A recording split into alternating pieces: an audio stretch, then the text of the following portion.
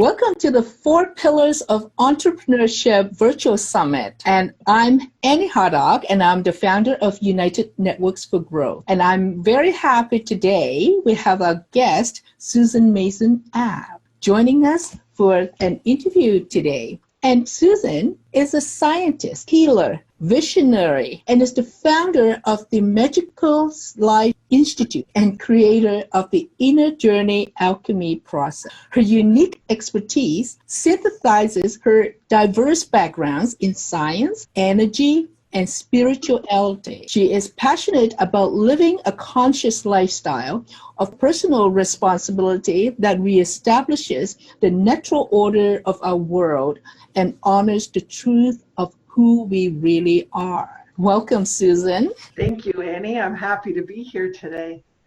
I appreciate the invitation. Yes.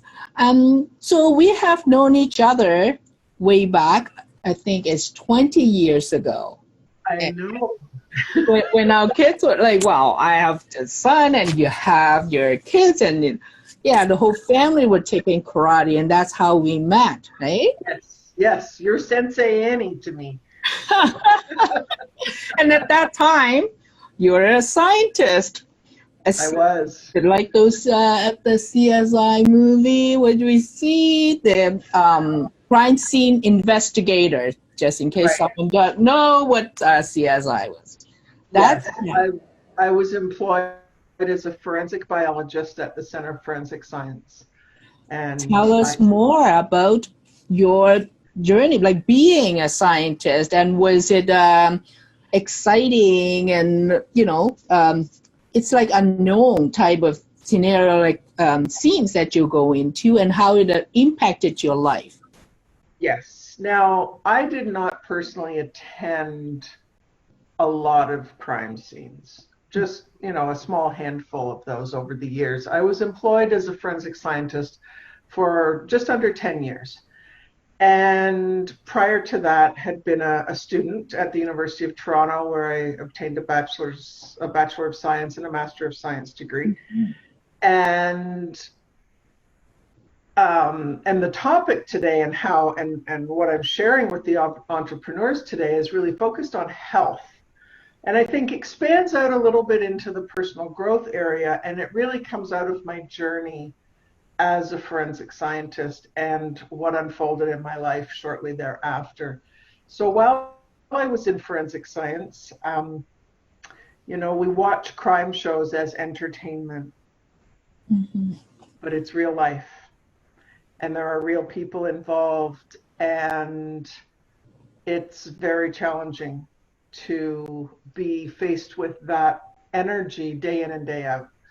I tip my hat to first responders. I don't know how they do their jobs, really and truthfully. My heart, and I didn't realize this at the time, of course, my heart was so shut down in the face of the human tragedy that I was dealing with, because you can't have yourself exposed in that way, in that work. It would take you out. And would you do like block your emotions at times? Absolutely. The job, right? Absolutely. It's not appropriate to experience your emotions when you're standing in someone's apartment where a horrific thing has happened, or even when you're sitting at the lab bench working on samples. You don't have the luxury of that. Mm-hmm. Or at least I didn't give myself the luxury of that. Perhaps I could have done a better job. But what ended up happening was that my body took the brunt of holding all of the emotion that I wasn't allowing myself to feel and mm-hmm. deal with at the time in a responsible way. And I ended up being really taken out by a number of different disorders, which at the time I thought was just how life goes. Mm-hmm. I developed a thyroid condition. I experienced chronic pain. I had multiple migraines every week. Mm-hmm. I had a digestive system disorder, all of those things. And what I learned many years later was that all of those issues were a reflection of the dis-ease that I was experiencing. Not the disease, the dis-ease that I was experiencing in my life. And I later learned that stress was showing up and having this physical impact on my body. And that really launched me into a whole new exploration in my life. Yes. And that's when you seek like for solutions with your health issue, but with the health issue, you start looking into personal growth, like looking for ways to help yourself out of that situation, right? Yes. Tell us about a journey, how you go from being a scientist and become a healer. Well, I think I just gave you the initial foundation of that. And when I left forensic science, I was home raising my children, and we were still having health issues. And I started to explore different avenues, energy healing in different ways, and ultimately came across a biofeedback system, which I was introduced to by my family doctor at the time, and had a very profound response.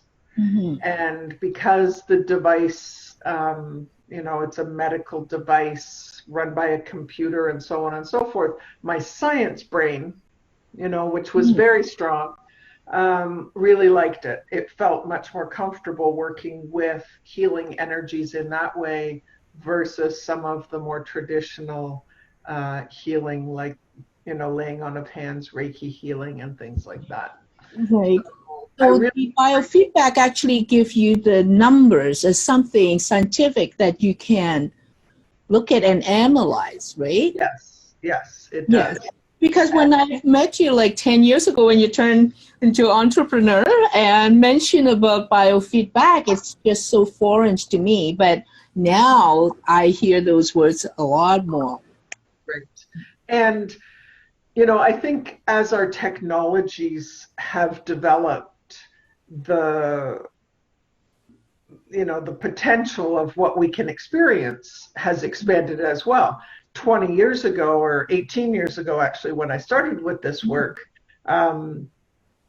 it wasn't very common, and we didn't have cell phones that were sending pictures and having Wi-Fi and being on our phones and doing all of those things. But now when you think, you can take a picture and send it to someone on the other side of the world and they receive it almost instantaneously. It's like, how does that happen?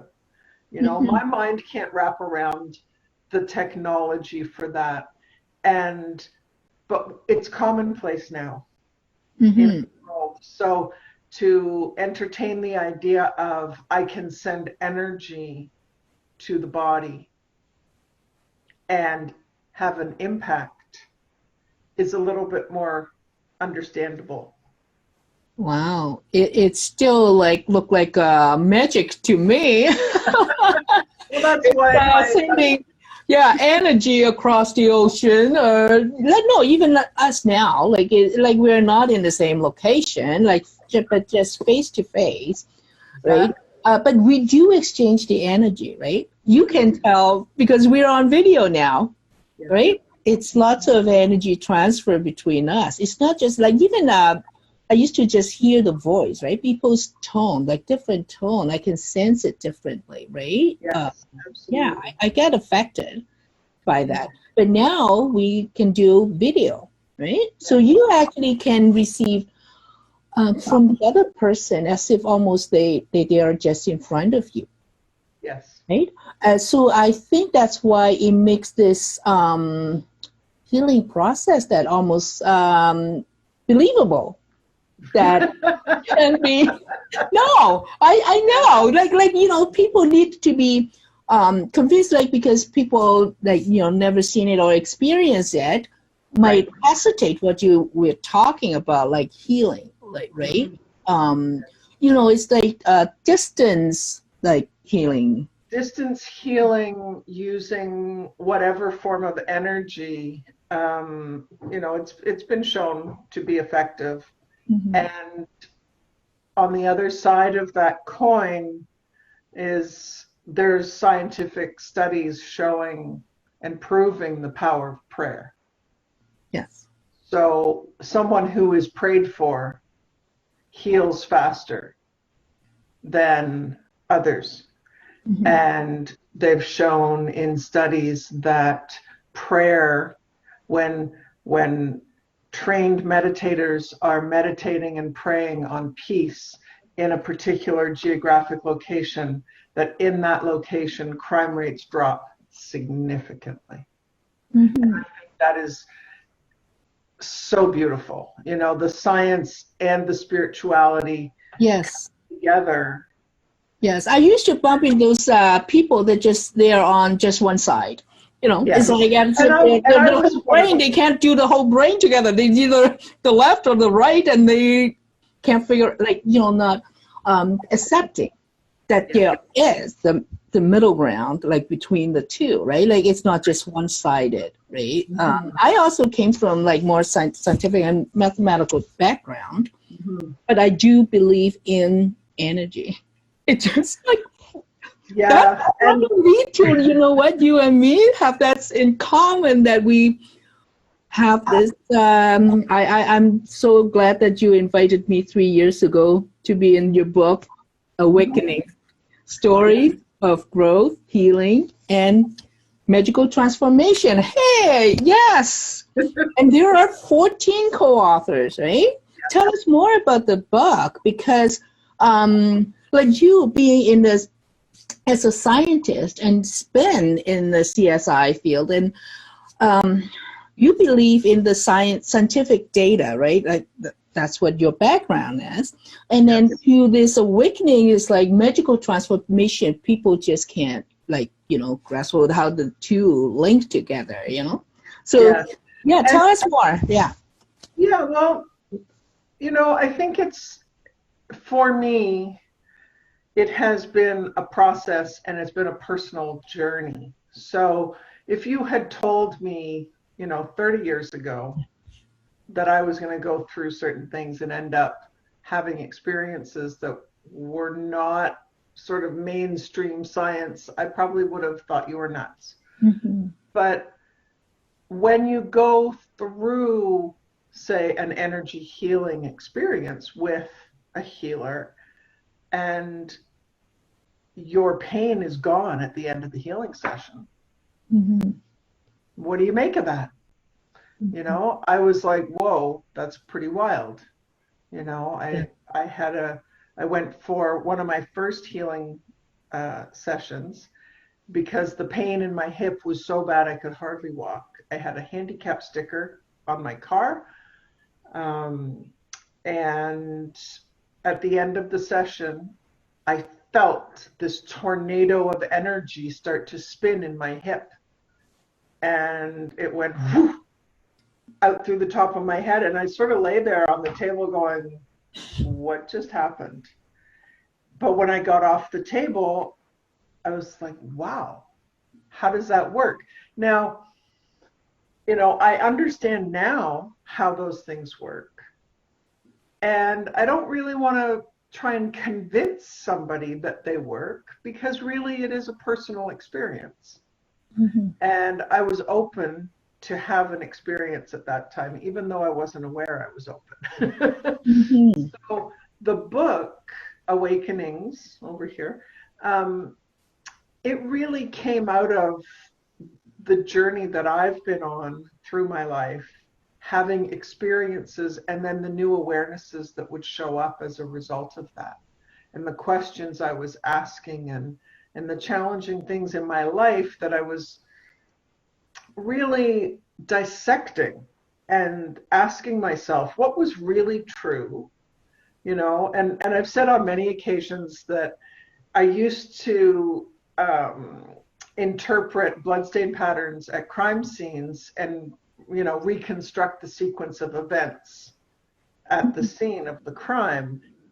And now what I do, at least with myself, is reconstruct the sequence of stresses and beliefs and challenges that have been operating maybe below my awareness throughout my life, to really allow those to come forward, and rather than be stresses and challenges, to really create opportunity for growth and healing in my body and personal growth as a human. Yes, I think a lot of your other co-authors is their personal story, but it's just the experience. Sometimes it's really hard to convince other people, and we were not trying to convince anyone, but Right. we're just sharing what happened to us. Yes, and the stories that I chose to share that are mine, I shared those ones in the book because those were the stories that I kept sharing with clients, because they would come to me having certain experiences themselves, questioning themselves, feeling like they're losing their mind. Oh my God, I can't believe this is happening. What's going on? And time and again, I would share a story to sort of help them feel like you're not alone. It's okay. Mm-hmm. You know, I've had my experience in that realm as well. And it's so amazing what happens when we as community oriented humans make a connection with someone else in that space where it's absolutely safe, and to say, wow, I'm being seen, Yes. and I'm okay. Yes. You know, it's a very powerful and transformative experience. Susan, So, I wish we kind of not after the karate, we were seeing each other a long time, like all the time, but then there was a period that kind of we split our way, and I just wish that the time that when I experienced this awakening moment, that I could have your help. It's why I went through like for probably 4 or 5 years in search, and I really at some point I just thought, well, I'm going crazy. right. Like, Right. And and that's why in the book I've shared what I've shared, because I was asking myself, I was questioning myself constantly, doubting myself constantly, and I still do, although, it's a part of me that doubts, and then the rest of me says it's okay, keep going. And I don't know that back when you were going through your yeah, process. actually it's 20 years ago. That's shortly after we not like yeah. Right. You So met, but at that time you were still a scientist. yeah. And I wish at that time, so like you, like what the knowledge you have now, I believe that you would have been able to help me to get out of that. But I solved that problem that differently, like, throughout my personal growth journey by writing poems. I don't know where those words come from, but it just came to me in my flash and my mind, and then all the phrases come, right? Like it just, to me, is spiritually inspired, and those poems had the meaning, insights that guided me through my personal growth journey. And I just think so it's so important to have many more healers like you yourself, because you have experienced it, and now you can help others. Because I was in such a terrible place, but I couldn't find the resources that I need, right, to do it. Yes. So thank you for becoming a healer, and more people can, like, instead of being frightened, that they understand and take the journey, in personal growth. It's certainly interesting, when I look at my own journey from being the academic to being the forensic scientist, not only looking at, specimens and things from crime scenes and then testifying in court. And, the skills that I developed then are all being used in the work that I do now. So there's no mistake that I've been on that journey. And it was my own health being jeopardized and that of my children that ultimately led me to start asking new questions and challenging, the status quo that we live by. And it was through asking those questions and being willing to, explore new areas that were beyond what the doctor had to offer, because I was told I would be on medication for the rest of my life. None of the conditions that I suffered from in my 30s and early 40s, I have none of those now. I'm in my mid 50s now. And ultimately it led to me becoming an entrepreneur, Yes. Initially more as a hobby, and then in later years as what I do. So I am an entrepreneur, and I think one of the reasons why why I'm here today speaking with you is because so many entrepreneurs are operating in that status quo mindset of it's all me. I carry all the weight of responsibility for this business, for my family, whatever it might be. And the stress that we put ourselves under as entrepreneurs in order to meet those expectations. That's exactly. Ultimately lead to our own,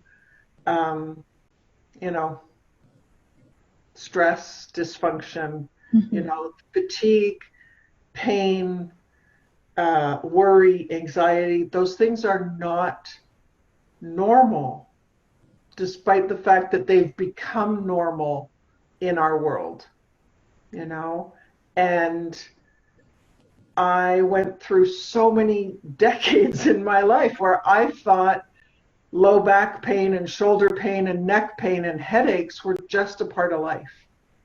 I thought the digestive problems I had was just the way it was,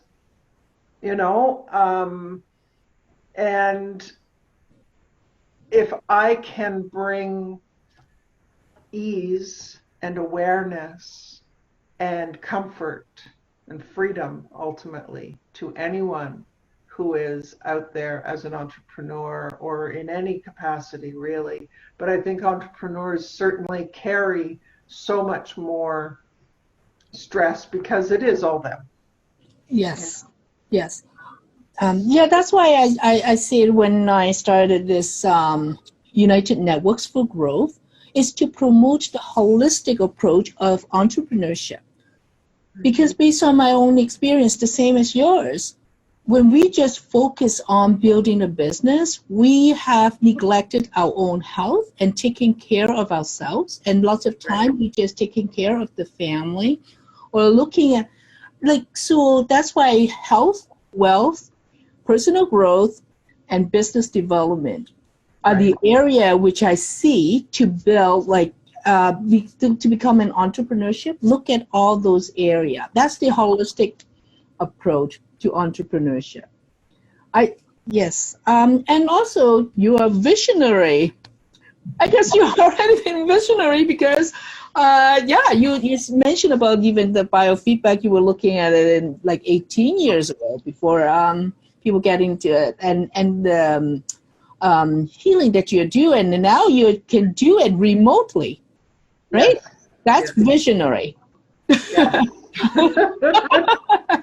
Now tell us more, and also any cases that you have with your client and how you help them, just through remote meeting, right? Being able to help them, right? That's very important. Yes. Yes. Well, I'm in addition to using the biofeedback and various energy healing modalities, I am a certified divine navigation coach and a spiritual health coach. Mm-hmm. So I'm really bringing, you know, the science and the spirituality together. And as a coach, I really hold the safe place for my clients to explore what's really important to them, to open the doors to the space where maybe I'm not really happy doing things the way I've done them. Maybe I'm pushing to build a business that isn't exactly where my heart's at. Mm-hmm. You know, like I could not be out as an entrepreneur selling widgets.